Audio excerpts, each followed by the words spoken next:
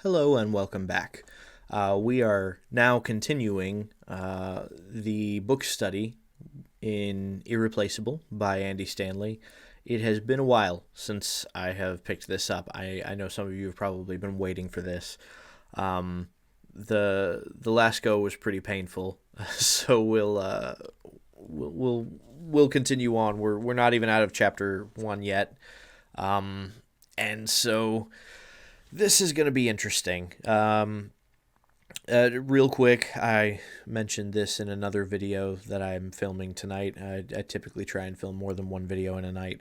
That you're going to notice that my camera is having issues focusing, and I've got a feeling it's because of how close I am to the bookshelf, so it doesn't know whether to focus on me or the bookshelf. I'm going to have to reorganize and kind of separate myself from the bookshelf a little bit. So anyway, to kind of jump in, if you're jumping in, definitely don't watch this one first. Go back and watch the first one first, because it is a book study, so it's important for you to kind of have a preface of where we are. But we ended last time with him beginning to lay the groundwork for problems within the Christian church, a problem that he perceives to be the Christian church's lackluster value, the fact that it is so resistible, and so he's kind of building the question of, well, why is it so resistible? So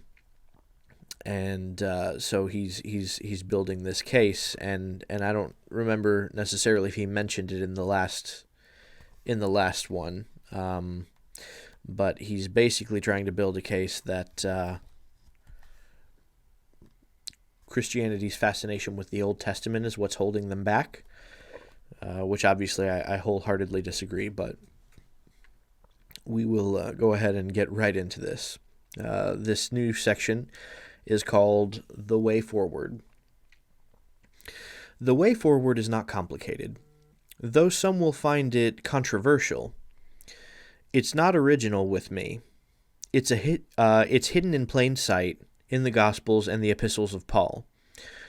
We know it works because it already worked. Once upon a time, members of a Jewish cult called The Way, against all odds, captured the attention and ultimately the dedication of the pagan world, both inside and outside the Roman Empire. So perhaps we need to hit pause on much of what we're doing today, which isn't working. Which isn't working all that well anyway, and take notes from the men and women credited with turning the world upside down. So here's kind of the first initial problem with his assertion there. Christianity did not take the whole pagan world the way that he just tried to portray, historically speaking. Anybody who's done even a rudimentary study of history of the world at this time, it certainly became popular, but it was by no means a majority, and until much later in time. The apostles, it wasn't exactly their achievements that spread Christianity. It was more so the acts of the Roman Catholic Church, which is funny, actually. He's going to contradict himself here soon when building his case, because notice he just said that basically, let's see.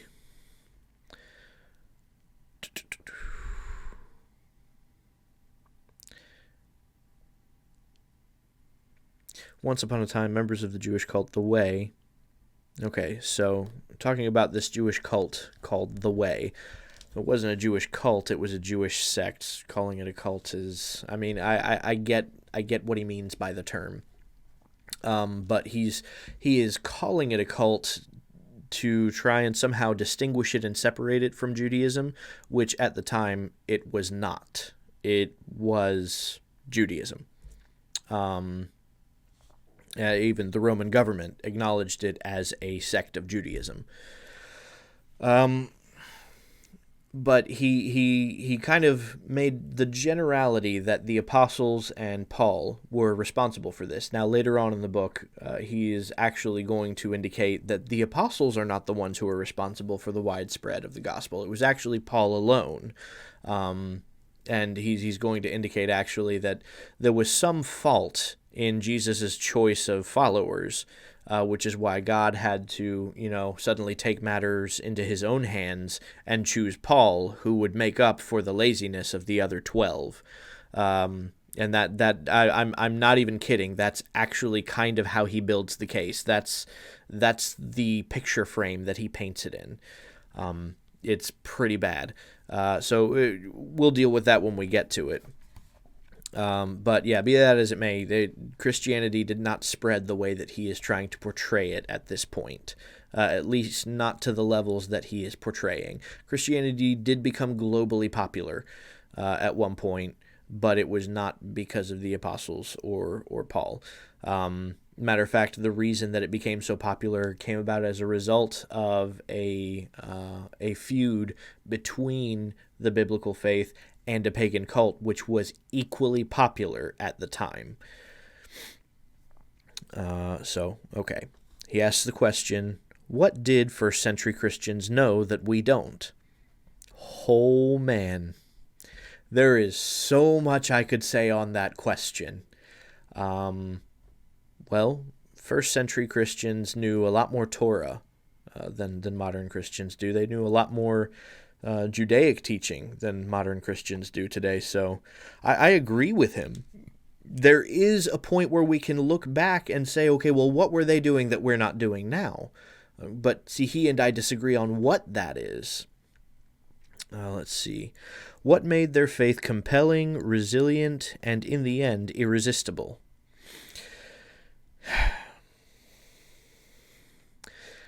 How did a religious cult, birthed in the armpit of the empire, whose leader had been rejected by his own people and crucified as a wannabe king by Rome, survive in the face of overwhelming resistance? How is it that this same upstart religion would eventually be embraced by the very empire that sought to extinguish it? So this is actually funny, because he is attempting to tie the political motivation of Rome accepting and adopting Christianity as an act of like true faith, when in reality, if you do your history right, it was more political than anything. It was for control of the people, not because the emperors were making true faith-based decisions. Let's see. I'm not the first to ask these questions. Scholars and historians pondered these mysteries for generations. For the most part, they've all arrived at the same conclusion. British author Karen Armstrong, no friend to evangelical Christianity, sums it up this way. Yet, against all odds, by the 3rd century, Christianity had become a force to be reckoned with. We still do not really understand how this came about.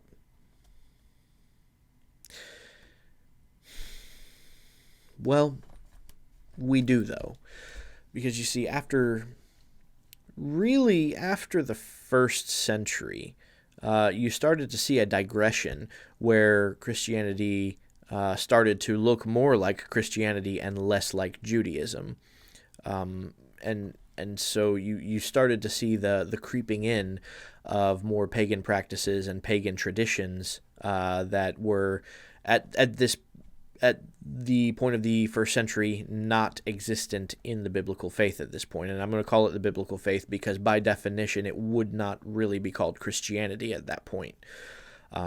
It still was part of Judaism. In the 2nd century, you really do see this catapult effect of its popularity among pagans, but coincidentally, you also see it start to take on a more pagan attire with its practices and its holidays and its rituals and whatnot. And so it starts to look less and less like Judaism and more like the pagan religions that it was trying to convert people from,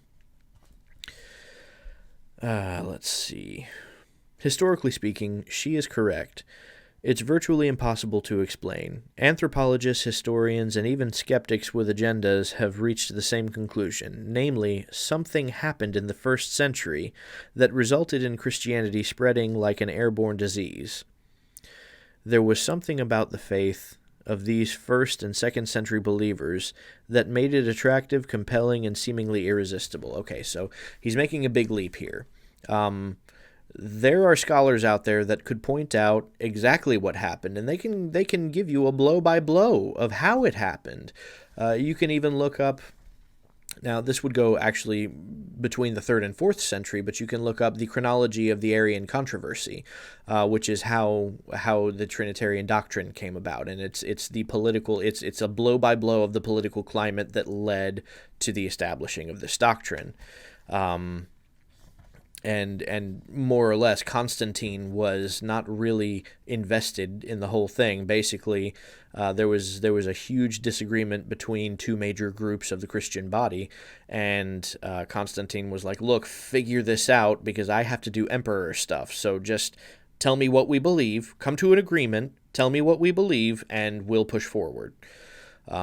That's more or less, obviously extremely paraphrasing, but that's more or less what Constantine's attitude towards the whole situation was. And so, yeah, this notion and this tying together of the 1st and 2nd century, which he just did here, is extremely misplaced, historically speaking. You cannot tie together the two generations of believers. The 1st century believers were such a far cry from what 2nd century believers were because of the inherent shift from a Judaic mindset to a more Greek pagan mindset. Leaves the two almost unrecognizable from one another. But we'll continue. The role of scholars and historians, like medical doctors diagnosing a disease, is to look for natural causes. We seek rational explanations as to why things happened the way they did. So when it comes to the seemingly unexplainable meteoric rise of the church, I'm convinced we should accept the explanation offered by those closest to the actual events. The testimonies of Peter, Luke, James, Paul, and others provide ample explanation for why the Jesus movement not only survived the 1st century, but eventually overcame the very political and religious machines intent on destroying it.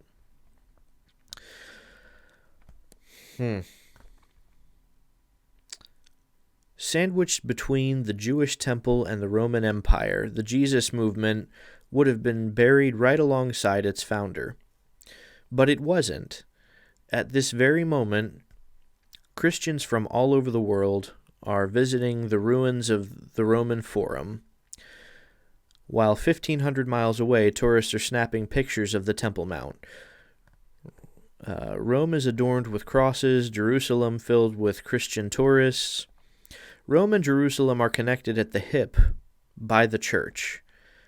2,000 years ago, the cross symbolized the power of empire. Today it symbolizes the power of God. How did that happen? What can we learn? And most importantly, could it happen again? I believe so. So this line that he's drawing, and it's not really the connection that he's making is one made by Christianity, but by Christianity alone as a religion. It's not one that was made by 1st century believers, because the entire basis was really not to acknowledge one's citizenship of Rome, insofar as it necessitated you ignoring your faith. So I have a hard time understanding the basis from which he's deriving this, but we'll continue. New, not improved. This is the next section.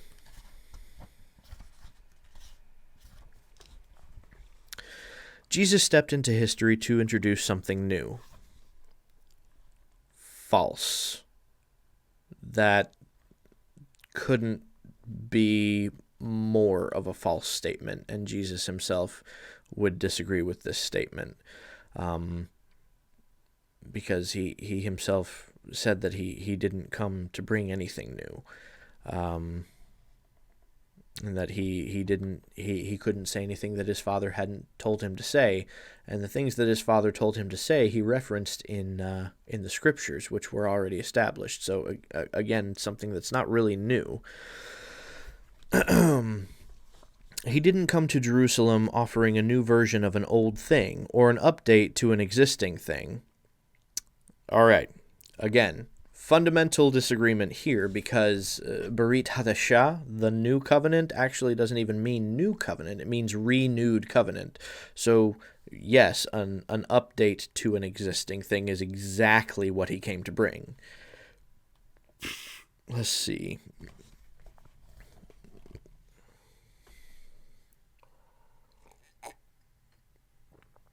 He didn't come to make something better. Jesus was sent by the Father to introduce something entirely new. People gathered by the thousands to listen, to see, to experience. Read the Gospel of Mark and circle the word crowd. There's a crowd in practically every chapter. But it wasn't just his new message that made Jesus irresistible. It was Jesus himself. Okay, so I'll tell you what, I'll finish this paragraph and then I'll say what I have to say. People who were nothing like him liked him, and Jesus liked people who were nothing like him. Jesus invited unbelieving, misbehaving, troublemaking men and women to follow him and to embrace something new, and they accepted his invitation. Literally none of that is true, because, first of all, Jesus wasn't exactly unique in the first century. Matter of fact, one only has to do a little bit of Jewish history to discover that there was, in the first century, just prior to the life of Jesus, a great Jewish teacher who taught the golden rule: don't do to others what you don't want them to do to yourself. The man was a carpenter by trade, born from a woman who was of David's lineage. There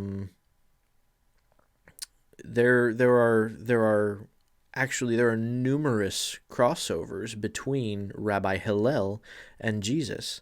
Their teachings are nearly identical, actually. So, case in point there, nothing Jesus was teaching was new. What he was teaching was already more or less commonplace in Judaism. It wasn't popular anymore. It had its time of popularity, but then a different school of thought had arisen that was very hostile to that doctrine, and hence we see the hostility to Jesus' teaching. But these teachings that Jesus taught already existed and were already famous in Judaism. That's definitely something to look into. Go and read about Rabbi Hillel, and tell me if he doesn't resemble Jesus, or rather that Jesus doesn't resemble him, because he lived before Jesus, and that's something to understand. Continuing here. As followers of Jesus, we should be known as people who like people who are nothing like us. When we invite unbelieving, misbehaving troublemakers to join us, they should be intrigued, if not inclined, to accept our invitation. I'm not against that. And many of you may have seen on my channel, I had a conversation with Captain Dadpool from TikTok, who is an atheist. And I've had many conversations with a few different atheists, and I plan on having a few more, actually. Sure, definitely, certainly be accepting of people for where they're at.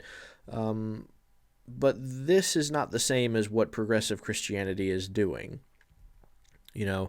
I'll have a conversation, a very friendly conversation with people that I disagree with and have nothing in common with me. But I'm I'm certainly not going to let them use my channel as a platform to promote what I would believe to be heresy.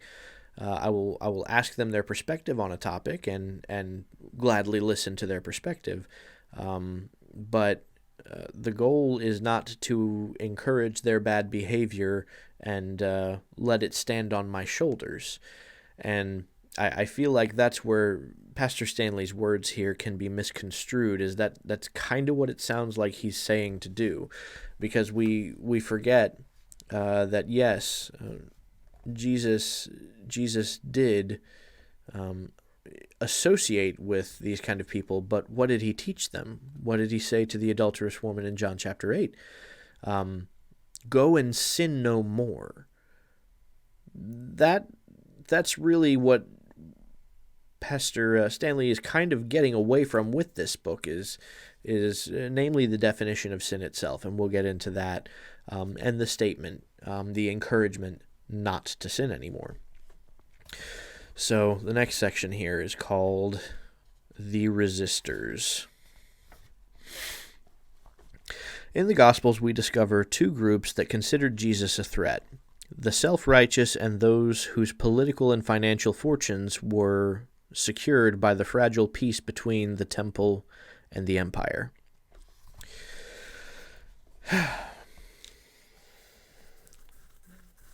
The self-righteous, he's referring to the Pharisees there, and this is an overgeneralization, and we'll get into that later, I'm sure. We'll just continue for now. For the most part, Jesus' critics did not target his character. No one accused him of being immoral, dishonest, or cruel. They were threatened most by his teaching and his popularity. Religious leaders around Jerusalem were jealous of the favor he found with the populace. When you read the transcripts from his trials, you can't help but agree with Pilate when he announced to Jesus' accusers, "I find no basis for a charge against this man." He found none because there was none. Pilate knew why the temple leaders were insistent that Jesus be crucified. It had nothing to do with their law or their exclusivist religion. They wanted to be rid of Jesus purely out of self-interest. Okay, so if it had nothing to do with their law or their exclusivist religion, then you have a problem, because you just presented this notion of Jesus as being all-inclusive, and being something new and separate. So, like, which is it? Because if Jesus was teaching something new and different from what Judaism was teaching, then that would have been seen as heresy by Judaism, which would have been grounds for execution. So again, there's a conflict of what he's trying to build. And there's a cognitive dissonance here. But let's see. The tipping point for those who opposed Jesus was not a scandal. It was a miracle, an extraordinary act of compassion. Jesus raised a well-known citizen from the dead. When news of this particular miracle circulated, the chief priests and Pharisees called a meeting of the Sanhedrin. That may not mean much to us, but it was unusual in the first century. So, actually, if you read the gospel accounts, it's pretty ambiguous as to the presence of Pharisees that were present at this trial, particularly Jesus' trial. We know that Sadducees were most certainly present. But the presence of the Pharisees at this trial seems to be scant at best, and there is a reason for that. Let's see. These groups disagreed on just about everything, but in Jesus they found common ground, a common threat, a common enemy. No. Just no. Matter of fact, when Jesus schools the Sadducees over the issue of the afterlife, this is the point at which we see the Pharisees really start to take his messiahship claims seriously at this point. Their questioning of him after that is not to try and, get their boys back. Those Sadducees, got to have their back. No, that's not what's happening. What happened is they just witnessed Jesus school their worst enemies, and it was on a dispute that had been ongoing, and no satisfactory answer had been come to. So far as we can tell, the dispute about the afterlife between the Sadducees and Pharisees, Jesus was the first to give a satisfactory answer to the question. No Pharisee had ever done that before, so far as we know in history. So that is something you could say is new, but it was a Pharisee position which Jesus was defending. And this is why the Pharisees look in amazement and are like, oh, okay. Maybe I should really start to pay attention to this guy. He just said something brilliant that I 100% agree with. So this narrative of Jesus against the Pharisees and the Sadducees and Pharisees putting away their differences so that they could be against Jesus, it finds no historical basis. But let's continue. After multiple attempts, neither group had succeeded in diminishing Jesus' influence with the crowds. So in a moment of desperation, they joined forces. All they needed was how did Pilate put it? A basis for a charge. The Apostle John knew, or later met someone in attendance. At one point, someone's emotions got control of their mouth, and they blurted out what everyone in the room was thinking. What are we accomplishing?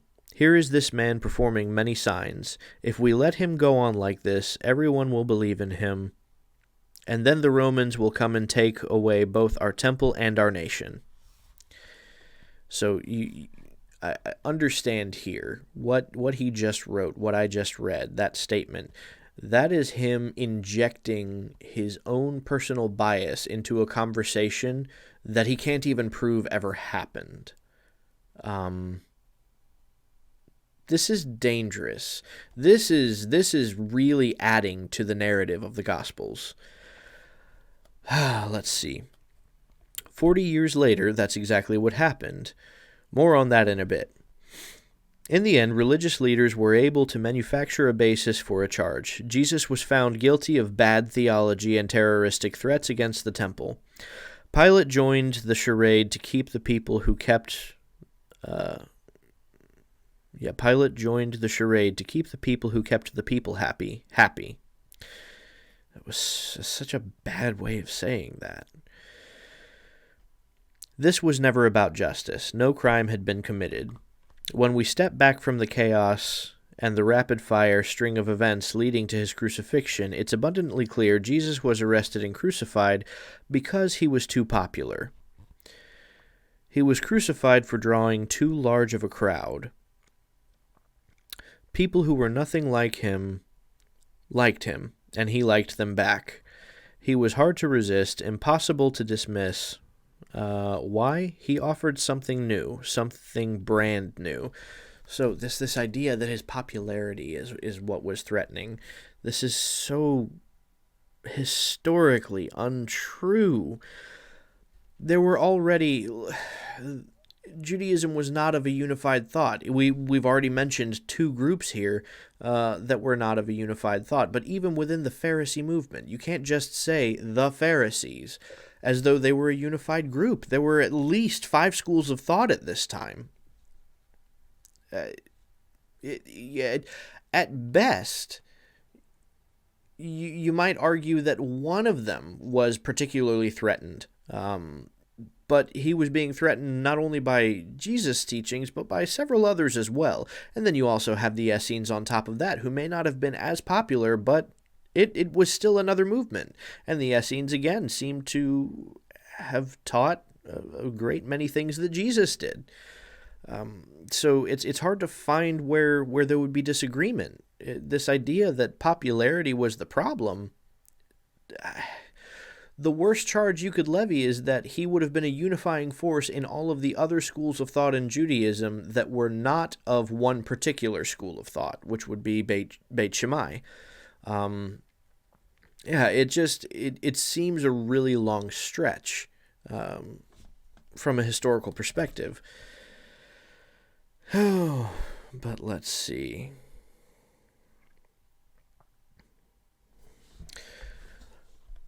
But new brands rarely sit well for those whose fortunes are tied to the old ones. Those who profit the most from the status quo are least inclined to let it go. The plot twist was that Jesus' crucifixion was more beginning than end. His death initiated the new he had spoken of throughout his public ministry. What are you talking about new? Like, what's the new that he had spoken of? The new predicted by the Old Testament prophets and foreshadowed in Genesis. What Jesus' enemies did not know, could not have known, was that while ending Jesus' life brought about an end, it was not the end they had envisioned. His death and resurrection initiated a chain of events that would eventually bring an end to the ancient Judaism, as well as the Roman Empire in its current form, the empire directly responsible for his death. An end to ancient Judaism? Again, if we just do a little bit of rudimentary historical research, what we're going to find is that the Jesus movement actually was more or less just an extension of ancient Judaism. It by no means was an end of it. And it certainly wasn't an end of it. Orthodox Judaism still exists today. And it's not dwindling. It may not be exactly proliferating, but that's because the Jewish people themselves are not. They're one of the smallest minorities in the world. So naturally, a religion that's tied to the smallest minority in the world is going to be very small, but it exists, and it's not on life support. It is thriving within its own realm, we'll call it. So I don't get this idea, and the idea in and of itself that the goal was ending Judaism is subversive of the Old Testament. The Old Testament is what established Judaism, and so this notion of an abrogation actually it puts Christianity on the level of Islam, because you've got the last half of the book abrogates the first half of the book, and so we only follow the last half of the book. And this is a problem for Christianity. This is one of the points of Christianity that atheists find very hard to take seriously, because you can't really argue the theology from a solid standpoint from the text of Scripture alone. You kind of have to do what he's doing and put words in people's mouths and insert motive where it's not clearly evident. In order to make this kind of appeal, you kind of have to invent a story around the narrative in order to make this appeal work. And even then, it's still in and of itself inconsistent with the text of Scripture. Let's see. How far we got? Oh, not that much more. It was after the resurrection that Jesus re-engaged followers began to understand he had not come to simply add an additional chapter to the story of Israel. Jesus had not come to introduce a new version of Judaism. His movement was not regional. The Jesus movement was an all-skate. It was for all nations. His followers claimed he was the final sacrifice for sin, eliminating the need for the Jewish temple. All right, I'm going to stop there, because there is no correlation, really, between the sacrifice for sin, which Yeshua made, and the sin offering in the temple. Because if you read what the sin offering is for, it's for accidental sin and sin from ignorance. It's not for intentional sin. We see in Hebrews that there is no such offering for that. So there is a unique difference between these two sacrifices, and it does not alleviate the need for the temple. We have a video on that. I'm not going to go too much into detail on it because we do have a video on that. So I would encourage you at this point, if this is a new concept for you, if the idea that the validity of the Levitical temple is still grounded, even as per the text of the New Testament, if that's new to you, then I would encourage you to go and look at either our Patreon or our YouTube page and find our KTC, or Killing the Church, episode where we discuss Yeshua's sacrifice and how or if it relates to the temple. He says, but not just the Jewish temple. 20 years or so after the resurrection, the Apostle Paul would stare down the idol-worshipping civic leaders in Athens and declare their temples were unnecessary as well. All right, so we're now equating God's temple with pagan temples, and nobody sees a problem with this. We're skirting the line of heresy and blasphemy here. In the same speech, Paul labeled idol worship ignorant. Like a parent waiting for a child to outgrow their childish ways, God had overlooked idol worship for a season. No, he hadn't. There's never at any point... What would be the basis for saying God had overlooked idol worship for a season? Is he trying to posit the notion that Gentiles were saved even though they were idol worshippers prior to this? Because if that's the case, then no, God never overlooked idol worship if you understand that they were not saved, okay? God never overlooked idol worship. It was just never his problem. Why? Because Israel is his people, not the nations. Israel is who his covenant was made with, not the nations. And if you want to get an idea of God's problem with idol worship, look at what happens every time that Israel, his people, fall into idol worship.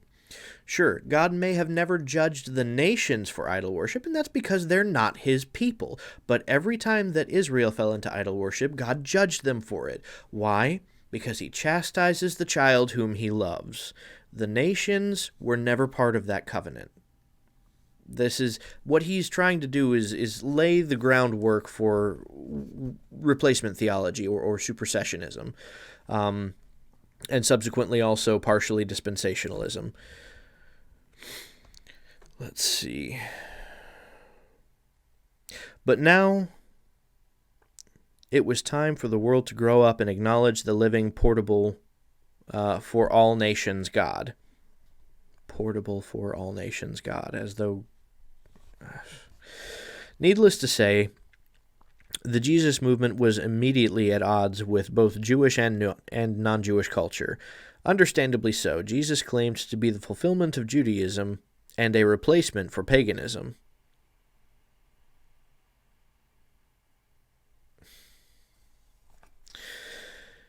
Jesus was new wine. Judaism and paganism were old wineskins, okay? Again, we're really skirting on the lines of blasphemy and heresy here by trying to equate Judaism with paganism. Understand the case he's trying to build. He's trying to build a case that Christianity can exist independent of Judaism. That is fundamentally and factually untrue. Christianity cannot exist without Judaism. Christianity needs Judaism to exist. Otherwise, it would never have existed. So this notion of Christianity being independent of Judaism by means of being something different and new, this is, okay. The new Jesus offered was a departure from the traditions of both, also untrue. Jesus actually affirmed many of the traditions of Judaism at the time, and he lived by them. Jesus, along with his early followers, argued that Judaism and paganism both pointed to a day when God would unleash something new in the world, for the world. Those with eyes to see would recognize it. Those with ears to hear would listen and follow. Specifically, Jesus came to establish a new covenant, a new command, and a new movement. His new movement would be international. The new covenant would fulfill and replace the behavioral sacrifice-based systems reflected in just about every religion of the ancient world. So is he saying that Christianity is not behavioral? I mean, is he saying it doesn't matter how a Christian behaves? They can live and do as they please. That there is no such thing as sin for them anymore. Basically, the definition of sin has effectively changed because of Jesus. I mean, these are the problems with the premise he's positing, and it's in blatant contradiction to what the New Covenant says of Jeremiah 31. You've heard me quote that before. It's one of my favorite passages to quote. But yes, the behavioral aspect of the Old Covenant is actually still present in the New Covenant in Jeremiah 31. It says that the Torah would be written on the heart. So that same Torah, that behavioral aspect, is still present. Let's see. His new command would serve as the governing behavioral ethic for members of his new movement. The new Jesus introduced stood in stark contrast to the values and tempo of both empire and temple. The empire assumed might made right, and while Rome claimed the right to make the rules, those who maintained the temple were committed to protecting their rules at all costs. Yes, because that is what God commanded.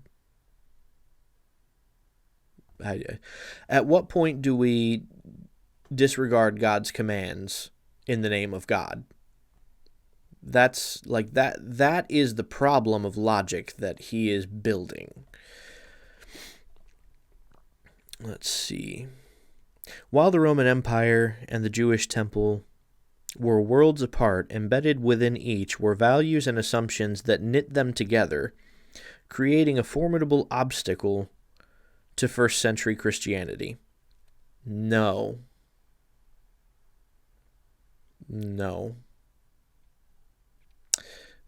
they had nothing to do with one another. They were absolute opposites of one another, and the Christianity he is trying to present in the first century did not exist in the first century. That the church survived both is a statement to the power of the gospel and the courage of first and second century Christians. Again, we're tying two together that couldn't even be distinguished or couldn't even be recognized by one another as being the same. The first century church withstood the pressure to adopt and integrate the familiar streams of the empire and temple into their new faith. No, they didn't. The first century believers actually, they maintained temple practice, actually. And we see that in the example of Paul in Acts chapter 20? Acts chapter 20 or 22? It's one of those two. This is a testament to how incompatible they understood the two to be. Oh my gosh. The new Jesus introduced stood in stark, blatant, and unambiguous contrast to the values and assumptions of both empire and temple. So if Jesus was in contrast to the temple, then again, remind me exactly how his sacrifice had anything to do with the temple system. Like, again, you're creating your own obstacles here, dude. Those closest to Jesus understood this contrast. The gospel accounts underscore and illustrate the differences. The Apostle Paul leveled his harshest criticisms at those who attempted to integrate empire and temple thinking into the new Jesus introduced. No. Again, no. No. Matter of fact, when Paul was accused of doing exactly that, and this is Acts chapter, I believe it's Acts chapter 20. If not, it's Acts chapter 22. I think it's Acts chapter 20, verse 20 through 22. But look it up, fact check me if you want. I don't have a Bible here I have Bibles behind me, but I'm not going to take the time to look it up. I've given you what you need to find it out. But no, the charge levied against Paul is exactly that. Paul and James are having a discussion. James is coming to Paul and basically saying, hey, we've been told that you're teaching some really unkosher stuff, some anti-temple stuff, some anti-Torah stuff, some anti-Jewish tradition stuff. We've been told that you're teaching this. Now, I know that's not true, but in order to prove to the others that it's not true, I want you to make a sacrifice at the temple and with these 5 other men and pay for them to do it as well, to show your devotion for the temple and for the Torah and for Jewish tradition. Like, this is exactly what happens. Obviously, I'm paraphrasing the conversation, but that is exactly what is happening in that narrative. Okay, Paul actually is accused of teaching exactly what Andy Stanley is trying to say he was teaching, and it was understood that this was a rumor, that it was untrue, and Paul actually went to lengths to prove that that's not what he was teaching. So did Paul lie to James? That's a question you have to answer. Did he lie to James?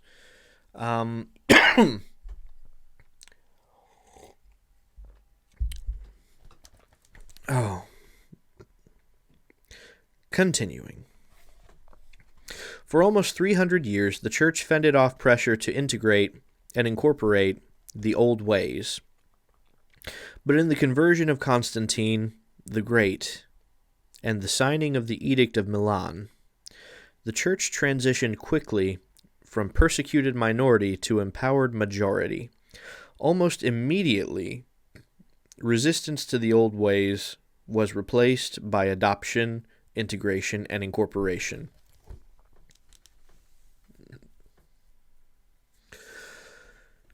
So the violence of the he's trying to tie the violence of and oppression of the Roman Catholic Church throughout history. He's trying to tie that to Old Testament Judaism, and somehow he's trying to build this case that Christianity suddenly came to a point where it integrated Old Testament Jewish philosophy, and that's when the Catholic Church became violent. I don't know the extent to which mental gymnastics had to be employed to come to this conclusion. It blows my mind because it couldn't be more untrue. And the fact that he thinks it does is actually a demonstration of the extreme and utter ignorance he has of Old Testament Judaism, because Old Testament Judaism could not yield the violent nature of Roman Catholicism. They're diametrically opposed to one another. Because if it could, it certainly would have, and yet it didn't.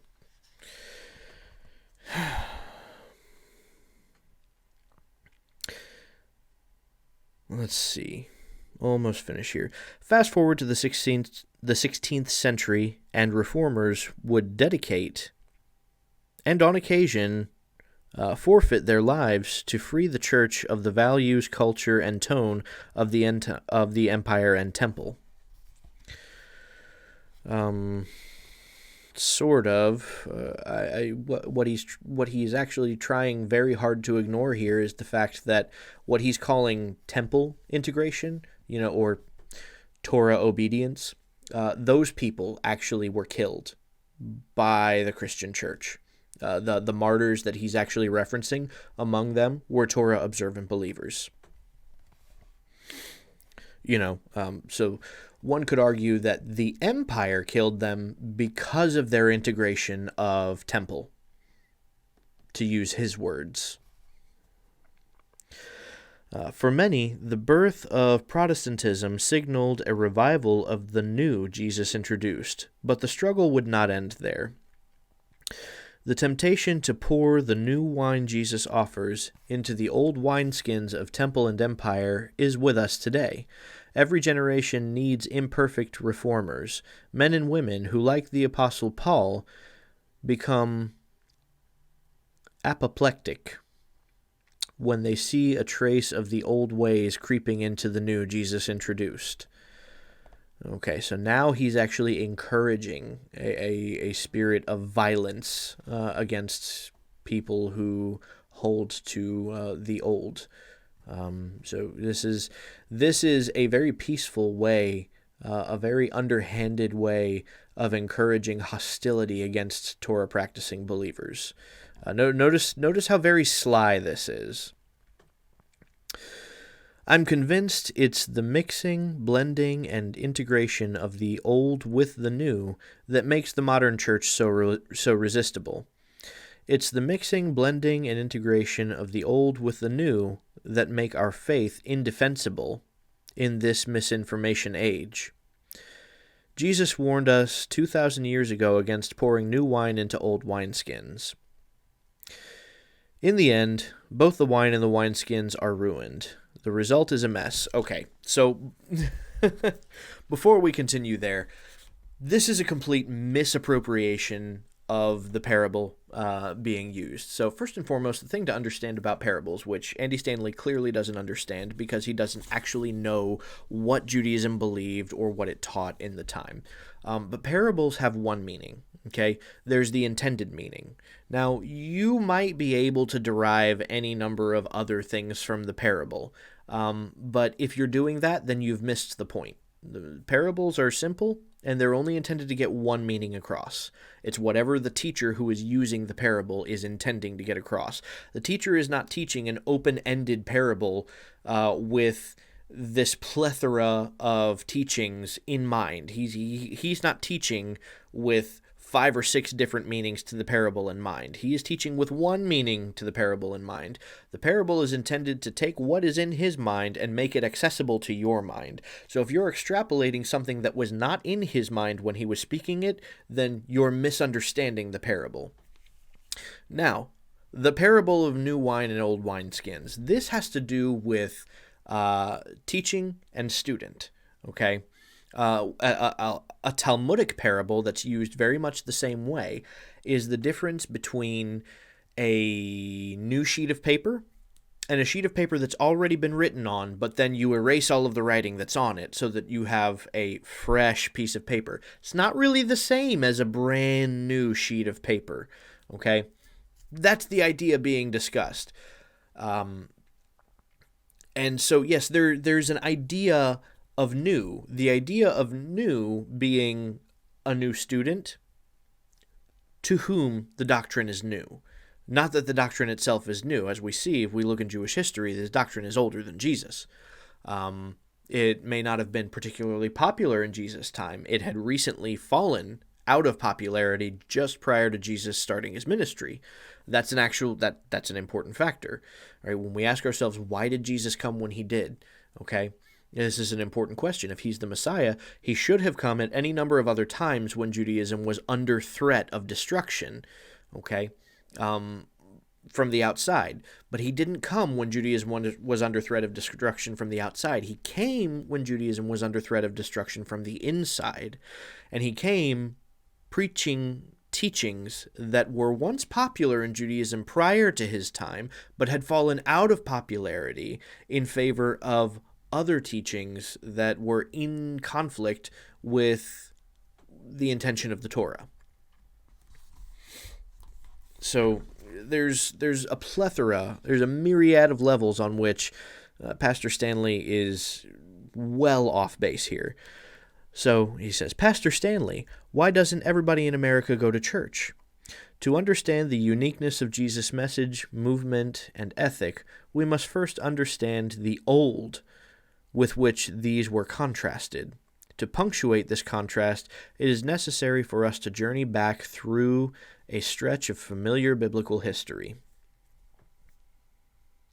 So I want to go back to something he said earlier also. Okay?